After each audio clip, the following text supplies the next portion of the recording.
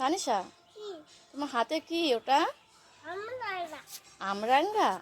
ওটা আমরাঙ্গা না, ওটা কামরাঙ্গা। তুমি পেরেছো? ভালো লাগছে? মিষ্টি না টক? মিষ্টি। আমাকে একটু দাও। কেন? মিষ্টি কামরাঙ্গা কি সুন্দর, ওই তো আরো দুটো দাও, দুটো দাও। একটা দেবে আমাকে? তানিশা আমাকে কি সুন্দর একটা কামরাঙ্গা দেবে।